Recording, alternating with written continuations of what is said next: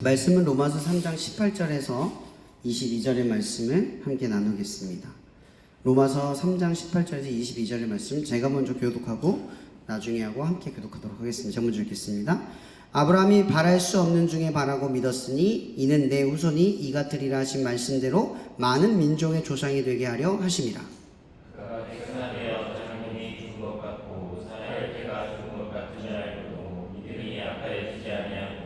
믿음이 없어 하나님의 약속을 의심하지 않고 믿음으로 견고하여져서 하나님께 영광을 돌리며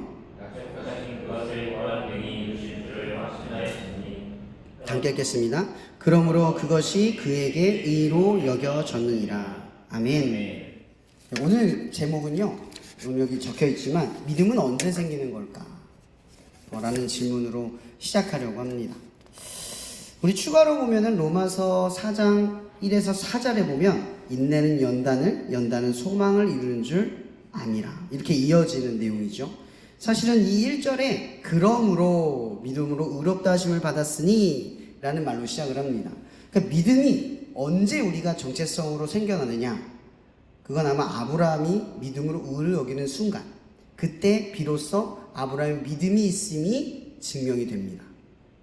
그러니까 우리가 믿음으로 걸어가는 길 대부분은 믿음으로 완성되지 않은 채로 대부분의 시간들이 흘러간다고 보면 되는 거죠. 우리는 믿음의 도약을 항상 하려고 합니다. 믿음을 지키며 살아가죠. 지금은 우리가 믿음이 어느 정도인지, 어느 정도가 믿음인 건지 가늠하기가 참 어렵습니다. 저도 많은 친구들이 저한테 질문을 던지고 궁금증을 말하면 목사님, 제가 믿음이 있는 걸까요? 라는 것에 제가 가늠하여 대답하기가 사실 어렵습니다. 청년들의 삶이라고 하는 건 정말 이 변수들, 이 복잡 미묘한 감정들, 이 상황들이 항상 이 믿음이라고 하는 것을 견고하게 지키게 하느냐, 그건 아니라는 거죠. 좋았던 친구들이 좀 안 좋아지는 경우도 많이 보게 되고요. 오히려 믿음이 없었던 친구들이 믿음이 좋아지는 경우를 많이 경험하게 됩니다. 그렇다면 제가 볼 때 믿음이 있느냐 없느냐를 아이들을 보고, 이 학생들을, 청년들을 보고 판단하기가, 가늠하기가 되게 어렵다는 거죠. 왜 가늠하기가 어렵냐? 눈으로 보는 걸 측량하기가 어렵다는 거예요. 오늘 이 자리에서 헌신을 한다고 해서 믿음이 좋다, 아니다, 정의 내리기가 참 어렵다라는 거죠. 그러나 중요한 것은 우리가 믿음을 시작을 하면 그 믿음이 언젠간 우리에게 믿음의 의로 여기는 그 순간이 생긴다라는 겁니다. 그걸 말씀드리고 싶은 거죠. 믿음 하면 가장 떠오르는 사람 아마 아브라함일 겁니다. 왜 믿음의 조상 아브라함일까요? 그냥 믿음의 조상이라고 성경에서 기록했기 때문이 아니죠. 믿음을 정의 내릴 때 믿음에 대해 가장 얘기하기 쉬운 인물이 누구냐? 아브라함이기 때문입니다. 대부분의 그리스도인들은 아브라함을 통해서 믿음의 여정과 믿음이 어떻게 성취되는가를 보게 되죠. 우리는 이 아브라함의 이야기가 창세기 12장부터 얼마 되지 않은 짧은 장으로 이루어진 내용이라고 바라봅니다. 근데 그 안에 믿음이 함축적으로 들어있는 겁니다. 대부분의 믿음을 가진 사람들은 이 여정을 동일하게 걷고 있다라고 생각하시면 되는 겁니다. 그래서 우리는 아브라함을 보면 어떻게 걸어야 되는지, 어떻게 버텨야 하는지, 어떻게 믿음을 갖는 사람인 건지, 어떻게 저 정도의 믿음으로 믿음이 생겨나는 건지를 보게 되는 거죠. 결국 이 아브라함은 우리가 막연한 믿음 생활을 통해서 언젠간 우리에게 믿음이 생길 거라는 확신을 준다라는 인물이라는 거죠. 아브라함 없이는 우리의 믿음을 지금 이 막막한 상황에서 내가 지금 믿음이 있다? 없다? 언젠가 믿음이 생긴다? 이렇게 정의 내니까 굉장히 어렵다라는 거죠. 그래서 우리가 아브라함의 조상이라고 말하는 건 우리가 아브라함의 믿음의 길을 동일하게 걷고 있는 그의 후손이다 라고 하는 것과 연결이 되어 있다는 겁니다. 그래서 제가 믿음의 오늘 말씀의 부제를 믿음의 후손이라고 지었습니다. 여러분, 사랑에도 진실한 사랑이 있죠. 그럼 거짓된 사랑은 뭐죠? 이기적인 거죠. 자기가 채워지고 충족되려고 하는 겁니다. 그러면 진실한 사랑은 뭡니까? 이타적인 거죠. 그 사람을 순수하게 사랑하는 겁니다. 그 사람이 뭘 내게 주기 때문에 사랑하지도 않고요. 그 사람이 내가 원하는 것을 갖고 있기 때문에 사랑하는 게 아니라 그냥 사랑하는 겁니다. 존재 자체만으로 사랑할 수 있는 것이 진실함이라고 표현하는 거죠. 그럼 믿음은 뭘까요? 진짜 믿음은 뭘까요? 가짜 믿음은 뭘까요? 가짜 믿음은 아마 이런 겁니다. 원하는 게 있는 겁니다. 내가 바라는 대상에 원하는 게 있어요. 근데 원하는 게 이루어지지 않는 그 대상을 믿지 않기로 결정하는 것, 흔들리는 것. 이게 뭐예요? 페이크, 거짓된 믿음이라는 거죠. 그럼 진실한 믿음은 뭡니까? 내가 원하고 바라는 것이 없어도 그 대상을 믿음으로써 내 삶의 현실에 어떤 것이 있어도 믿음으로 가는 것이 진실한 믿음이라는 거죠. 뭔가를 원해서 믿는 게 아니라 그분이 선하고 사랑이다 라고 하는 전제가 있다는 거죠. 그래서 이 복음의 전제라는 게 있습니다. 이런 복음은 우리가 뭔가를 하기 전에 일어난 일에 대한 이야기죠.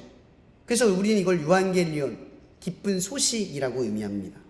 우리에 대한 어떤 기쁜 소식이죠? 우리가 먼저 하나님을 사랑하기도 전에 하나님이 우리를 먼저 사랑하셨고, 우리가 우리 스스로를 구원을 바라기도 전에 주님께서 이 땅에 인간으로 오셔서 우리를 대신하여 죽음으로써 우리를 구원하셨습니다. 그분의 희생과 헌신은 우리를 먼저 앞서 사랑하셔서 우리의 모든 것들을 이미 충족하신 사랑입니다. 제가 예전에도 한번 언급한 적이 있습니다. 우리가 믿기 때문에 이것이 사실이 되는 게 아니라 이것은 믿지 않아도 사실인 이야기입니다. 우리의 믿음은 사실에 대한 믿음을 받아들이는 것이지 우리가 믿음으로써 그 사실이 사실이 되는 게 아니라는 거죠. 객관성을 잃어서는 안 된다는 겁니다. 우린 주관성으로 믿음을 바라봐요. 그러니까 우리가 복음을 믿는 이유는 뭡니까? 왜 우리가 복음을 믿죠? 내가 아무것도 하지 않았는데 그분이 하신 일을 들음으로써 이 사실을 믿는 겁니다. 그럼 믿음의 출발점은 바로 여기라는 거죠.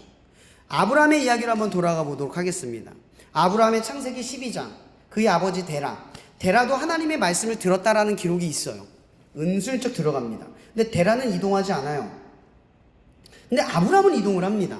여러분 알다시피 하란성에서 아브라함이 가지고 있던 직업은 조각, 우상을 조각하는 직업입니다. 그러니까 우상을 조각했다라는 건 단지 우상만 조각했다고 생각하면 너무 이상하죠. 분명히 수많은 종교와 신을 접하고 경험하고 신뢰하고 의지했다라는 걸 알 수 있다라는 겁니다. 그러니까 수많은 신을 다 경험한 겁니다. 그러다가 누구에게 돌아온 거죠? 하나님께로 돌아온 겁니다. 마지막으로 하나님께 돌아온 거예요. 참 안타깝게도. 좀 일찍 하나님을 찾으면 되는데 다 해보다가, 여러분 아브라함은 하란성에서 굉장한 부자입니다.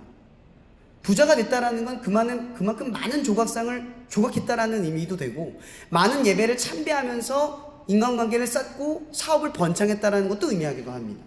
그렇다라는 건 하나님이 그 삶에 침투하기 전까지 많은 시간들이 흘렀다라는 거죠. 아브라함이 창세기 12장에 하나님의 약속, 내가 너의 후손을 별과 같이 모래와 같이 많게 하겠다, 가나안 땅, 그러니 약속의 땅으로 가라 라고 할 때 나이가 75세입니다. 그 정도면 여러분 이 유대인의 한 세기는 40세라고 봅니다. 이 당시. 왜? 수명이 짧으니까. 그러니까 이 아브라함은 한 세기를 산 거예요. 한 세기 넘어서 살았다는 건 75세라는 건 인생의 희망이 있는 지점이 아니라는 겁니다. 거의 끝날 지점에 하나님을 믿었다는 거죠. 아무런 소망이 없던 지점에. 근데 아브라함이 어떻게 하나님을 믿었을까? 바로 이거예요. 후손이 없었다는 거죠. 여러분 후손이 없다는 건 뭘 의미하냐면 인생이 허사하고 허망했다라는 뜻이에요. 부자가 됐어요. 다 누렸어요. 근데 그 누린 걸 누구에게 줍니까? 잠언서에 이르면 전도서에 이르면 헛되고 모든 것이 헛되대요. 왜요? 내가 아무리 벌어봐야 이건 내 다음 세대에게 물려주고 나는 아무것도 아닌 존재로 돼버리니까. 그 수고가 헛되기 때문이라는 거죠. 하물며 후손 없이 죽는 아브라함의 삶은 얼마나 허사이고 공허였겠습니까? 그러니까 아브라함은 삶이 공허한 거예요. 부자이고 다 잘 살았지만 건강했지만 삶이 허사인 걸 경험을 한 겁니다. 이 인물과 대조된 인물이 하나 있죠. 마태복음에 나오고 마가복음에, 누가복음, 요한복음에 나오는 재물이 많은 청년의 이야기. 여러분 재물이 많은 청년은요 부자이고 명예도 있었고 사람들에게 인정받고 학식도 있고 게다가 율법과 거룩함을 지니고 있었던 인물입니다. 그가 다 지켜보고 다 누려보고 다 해봤는데 예수님을 찾은 거예요. 왜 찾았을까요? 여러분 그 당시에 제가 덕망 있고 명예가 있다라는 건 예수님 앞에 나설 수 있는 위치가 아니라는 겁니다. 자기를 깎고 낮춰야만 예수님 앞에 나설 수 있는 거예요. 사람들이 있는 공공하는 자리에 자기가 나간 거예요. 왜 나갔죠? 그만큼 예수를 인정했다라는 겁니다.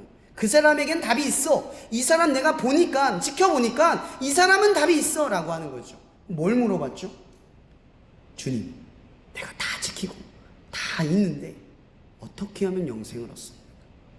분명한 건 길과 진리이고 생명이신 예수를 보고 어쨌든 답을 알았다는 겁니다. 아브라함처럼 다 누려보고 다 알고 보니까 예수만 답이라는 걸 이 둘 모두가 경험했다라는 거죠. 똑같은 선상에 둘이 있습니다. 자, 그런데 아브라함이 이 별과 같이 모래와 같이 많겠다는 말씀 하나를 믿고 가나안 땅 하나님 성을 떠나서 떠납니다. 자기가 가진 걸 다 두고 자기가 누렸던 편안한 생각을 다 버리고 이제 앞으로 고생길이라고 하는 곳에 갑니다. 여러분, 가나안 말씀 믿고 여러분 갈 수 있겠습니까? 이건 우리에게 이런 질문을 하는 겁니다. 복음을 믿고 예수를 믿었다 칩시다. 그 다음부터 우리가 할 일은 뭐죠? 이제 성경을 읽고 성경대로 살아가는 도전에 들어가는 겁니다. 그럼 아브라함이 말씀을 붙들고 가나안 땅에 들어갔다는 건 뭘 의미합니까? 이제 내가 말씀을 듣고 말씀대로 살아가기를 선택했고 이제 그 여정의 출발선에 섰다는 겁니다. 왜냐면요, 아브라함은요 그 가나안 땅에 들어갈 때 뭘 계속합니까? 번제와 제사를 했다라는 기록이 계속 나옵니다. 그 얘기는 하나님과의 친밀한 속에서 그 대화를 시작했다라는 거죠. 가나안 성에서 들었던 하나님의 이야기가 거기서 끝난 게 아니라 번제를 드리며 곳곳을 이동하면서 예배를 이동하면서 이걸 예배라고 본 게 아니라 이 예배가 하나님의 친밀함, 즉 하나님과 예배하고 소통했던 수많은 시간의 여정들이었다는 거죠. 이건 곧 말씀을 듣고 살아가기 시작했다, 말씀대로 따라가기 시작했다라는 겁니다. 근데 어떻죠? 가나안 땅에 처음 들어갔더니 창세기 12장에 어떻게 기록하고 있습니까? 그 땅에 기근이 심하여 점점 남방으로 향하여 갔더라. 여러분, 이건 이렇게 질문하면 됩니다. 이런 말씀대로 살아간다고 칩시다. 제가 예전에 생각이 많이 나는 게, 예전에 한번 간증을 한 적이 있는데, 제가 대학교 3학년 시절에 예수를 처음 믿었습니다. 그 트랜스데아스라고 하는 곳에서 3, 4일 동안 섬김을 받으면서 은혜를 너무 받아서 나는 그때 술 먹기, 컨닝하기 이런 것들을 다 거절하기로 마음먹었어요. 근데 그 당시 관례가 있었어요. 제가 산업대학교 나왔는데 공부를 전혀 하지도 않았는데 이게 수시로 들어오다 보니까 공부를 안 한 상태에서 이과도 아닌데 성적은 안 되잖아요. 그래서 컨닝이 거의 관례처럼 되어 있었어요. 거의 습관, 다 뭐 거의 교수님들도 자포자기한 분위기였었어요. 이렇게라도 안 하면 성적도 안 나오니까 정말 한심한 상황이었죠. 저 그때 그렇게 안 하면 성적이 안 나왔는데 그때까지만 3.5점 맞았던 것 같아요. 근데 3학년부터 제가 갔다 오고 나서 결심을 했어요. 나 일단 술을 먹지 않겠다. 둘, 컨닝하지 않겠다. 여러분, 이렇게 우리가 말씀대로 하기로 마음먹으면 기근이 찾아와요. 어떤 기근이 찾아오죠? 술만 안 먹어도 뭐라 해요. 넌 왜 술을 안 먹냐? 나도 먹는데 너 왜 안 먹냐? 왜 그렇게 불편하게 하냐? 너 그러면 사회생활 못한다. 괜히 안 들어대는 말을 듣고, 너 교회 다니냐? 아이고 왜 그렇게까지 사냐? 그러면서 괜히 교회 비판하고 내 뒤에서 괜히 마음 심란하게 해요. 삶의 기근이 찾아와요. 컨닝 안 하기로 했어요. 성적이 쭉쭉 떨어집니다. 정말 안 하니까 글씨만 쓰다가 나오는 경우도 있어요. 근데 공부는 했어요. 진짜 처절하게 공부했어요. 그래서 몇 과목은 A4도 나오긴 했지만 많은 과목을 포기하기만 했지만 전 그때 처음으로 말씀으로 살아가는 게 어떤 희생을 감내해야 된다는 걸 겪었어요. 과거에 했던 삶을 버리는 거죠. 말씀으로 살기 시작하면 뭐가 생긴다고요? 기근. 말씀대로 사는데 기근이 안 생기면 이상한 거예요. 말씀으로 살기로 했는데 세상에 반항이 나를 저항하는 힘이 없다. 그럼 말씀대로 사는 게 아니에요. 타협하고 사는 거죠. 우리가 말씀대로 살기 시작하고 마음 먹고 살면요, 부딪혀요. 꺾이고 들었지 말아야 될 말을 듣게 돼요. 근데 우리의 삶의 실정은 어떠냐? 점점 남방으로 흘러내려간다는 거죠. 근데 중요한 건 아브라함은 하란으로 돌아가지 않아요. 애굽으로 밀려날지언정 돌아가진 않았다는 거죠. 밀려난 거예요. 좀 더 내가 편한 쪽으로 밀려나긴 했어요. 근데 우리의 연약함이죠. 자, 여기 한번 봅시다. 아브라함이 마지막에 하나님을 찾았다고 했죠. 재물이 많은 청년이 마지막에 예수님을 찾았습니다. 우리 하나님 어떤 분인 줄 아십니까? 탕부 하나님이세요. 탕자가 다 누리고 다 하고 반역할 거 다 반역하고 죄 허물과 초라한 시세로 이 아버지께 돌아올 때 아버지가 어떻게 반기죠? 다 아들이 오기도 전에 그 문간에서 그를 반겨라고 먼저 뛰어갑니다. 그리고 뽀뽀를 하고 안습니다. 얼마나 더럽고 추했을까요?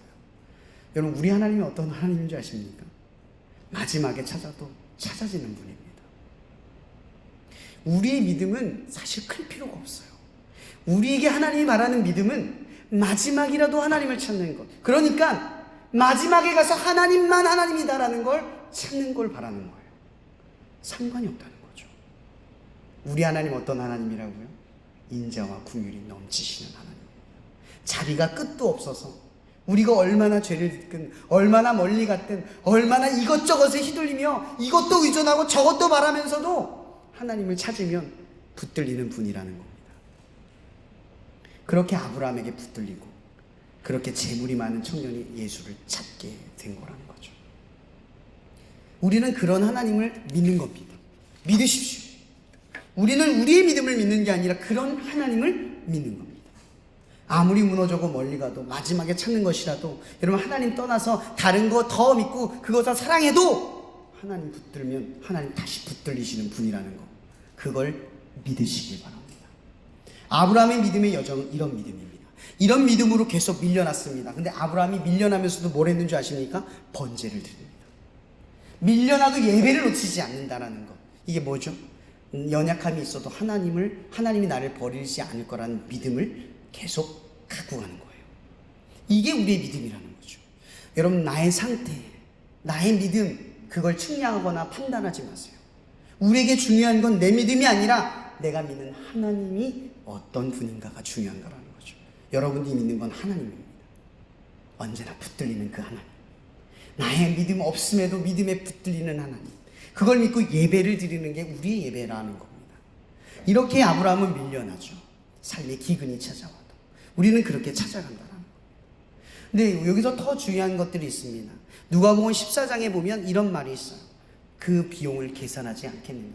망대를 지을 때 얼마가 필요한지, 또 군사가 쳐들어올 때 우리 군사보다 많으면 내가 어떻게 판단해야 할지 가늠하지 않겠느냐라는 거예요. 이런 말씀을 내가 가지고 제가 아까 간증했듯이 술을 먹지 않겠다, 그리고 컨닝하지 않겠다 라고 하면 분명히 제가 가늠을 했겠죠. 비용 계산을 했을 겁니다. 성적이 떨어질 것이다 확신을 했을 겁니다. 저항이 있을 거다 생각했을 겁니다. 마찬가지로 여러분들이 말씀을 따라간다고 생각해 봅시다. 신중하게 내가 오늘 이 말씀 붙들고 살겠어 하는 사람들은 쉽게 아멘하는 게 아니라 이 아멘을 통해서 내가 뭘 희생하고 뭘 내어내는지를 계산한다는 거죠. 그 아멘에 뭐가 있다는 거죠? 무게가 실린다는 거예요. 아멘에 무게가 실려야 한다는 거죠. 따르지 않는 사람들은 쉽게 아멘하죠. 그런데 진짜 따르려는 사람들은 대답을 잘 안 합니다. 거기에 대가가 따른다는 걸 알기 때문이죠. 여러분, 예수님께서 우리에게 말씀하시지 않았습니까? 누구든지 나를 따르려거든 자기 십자가를 지고 따르라. 여러분, 우리는 예수를 따르는 사람들입니다. 말씀이신 예수를 따른다는 건 반드시 우리의 십자가와 뭔가 대가를 치러야 할 십자가가 항상 우리에게 있다라는 걸 언급한다라는 거죠. 여러분, 믿음을 갖는 일은 쉽지만 우리가 언제든지 믿음을 가지고 주님을 찾으면 주님께 붙들리지만, 근데 그 믿음을 지키며 살아가는 것, 그 믿음을 붙들고 살아가는 것은 결코 가벼운 문제가 아니라는 겁니다. 근데 우리는 이 믿음을 너무나 쉽게 판단한다라는 거죠. 믿으면 구원받는다. 이건 구원파의 논리입니다. 기독교인들, 이 그리스도인들의 논리는 다르죠. 우리 하나님은 내가 붙들면 붙들리는 분이야. 하지만 내가 이분을 위해 내가 믿음을 지키려 할 때 어떠한 대가를 치룰 거라는 걸 받아들인다라는 겁니다. 근데 여기서 우리는 다시 한번 질문해 봐야 합니다. 우리가 왜 대가를 지불할 수 있죠? 우리가 왜 대가를 지불하려 합니까? 그 이유가 이것입니다. 예수가 자기를 내어드리고 그 죽음으로써 우리를 구원하신 선제적 행동이 있으셨기 때문입니다. 그분이 우리에게 먼저 주신 것이 있기 때문이라는 거죠. 예수의 은혜를 아는 사람들이 그리스도인입니다. 이 은혜란 뭐죠? 대가를 지불하도록 만드는 힘이라는 겁니다. 우리가 대가를 지불할 때 힘들어 할 때 예수의 은혜를 떠올리는 거죠. 내가 술 먹고 저항을 받을 때 억울해 이렇게 생각하지 않죠. 그분의 은혜를 떠올리며 버티는 겁니다. 내가 컨닝을 하지 않고 성적이 떨어질 때 정직하고 맘먹을 때 내가 어떤 손해를 입을 때 너무 억울해 아니라 예수의 은혜를 떠올리는 겁니다. 그럼 아브라함의 여정은 어떤 여정일까라는 거죠. 바로 하나님을 떠올리는 여정이라는 겁니다. 근데 우리는 이 믿음 생활에 대해서 좀 더 신중하게 바라볼 필요가 있다는 거죠. 수련회 가서 믿음을 얻는 게 아니라, 내가 1년쯤 믿으면 믿음이 생기는 게 아니라, 예배를 잘 드리고 있으면 믿음이 생기는 게 아니라, 중요한 건 뭐다? 하나님과의 경험이 필요하다는 거죠. 그럼 아브라함이 이삭을 낳기까지 나이가 얼마나 걸렸는지 아십니까? 무려 25년입니다. 근데 아브라함이 이삭을 드리고 믿음의 의로 여기는 그 순간이 몇 살인 줄 아십니까? 성경에 찾아보니까 137세입니다. 그러면 거의 반년 동안, 반세기 동안, 그쵸? 50년 동안 믿음이 없는데 믿음을 붙들고 하나님을 붙들고 의로 여기기까지 걸어갔다라는 겁니다. 여러분, 여러분의 믿음은 어떤 믿음입니까? 하나님의 믿음의 의로 여기는 순간까지 가는 게 우리의 믿음의 여정이라는 거죠. 어쩌면 지금 우리는 다 여정을 걷고 있는지 모릅니다. 그렇게 예수님께서 우리에게 말씀합니다. 이 때 가운데 놓은 양과 같도다. 나중이 먼저 되고 먼저가 나중 되리라. 여러분, 우리의 믿음이 이렇게 될 수밖에 없는 이유가 뭡니까? 우리 모두가 믿음의 여정을 걸어가고 있기 때문입니다. 분명한 건 우리가 하나님 앞에 우리의 믿음의 의를 증명할 수 있는 기회가 찾아온다는 겁니다. 끝으로 이 말씀으로 마치려고 합니다. 마가복음에 보면 모든 복음서에 나오지만 씨 뿌리는 비유가 있습니다. 이 씨 뿌리는 비유의 이야기를 잠깐 언급하겠습니다. 이 씨 뿌리는 비유에 4가지가 있죠. 첫 번째 길가에 뿌려진 씨앗, 두 번째 가시떨기에 떨어진 씨앗, 세 번째 돌밭에 떨어진 씨앗, 네 번째 좋은 밭에 떨어진 씨앗. 여기서 이 씨앗을 뿌리는 사람은 바로 저처럼 말씀을 하는 사람일 수도 있지만, 여러분, 성경을 의미합니다. 말씀을 보고 듣는 것, 이 모든 것을 함유하는 거죠.